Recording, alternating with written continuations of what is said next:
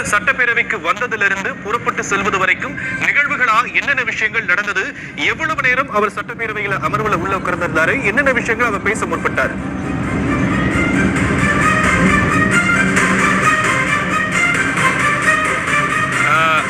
ஷாம், வணக்கம். இப்ப ஆளுநர் சட்டசபைக்கு எத்தனை மணிக்கு வந்தார், என்னென்ன விஷயங்களை பேசினார், அங்கு நடந்தது என்ன என்பதை அப்படியே நாம் உள்ளே இருந்தோம். அந்த பார்வையாளர் மாடத்திற்கு அருகில பத்திரிகையாளர் மாடத்திலே அமர்ந்திருந்தோம்.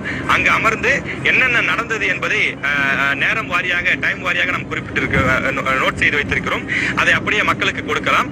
அதாவது ஆளுநர் சரியாக ஒரு 9:27 மணிக்கு இந்த சட்டப்பேரவை வளாகத்திற்கு வந்தார். அவருக்கு வழக்கம் போல உற்சாக வரவேற்பு கொடுக்கப்பட்டது.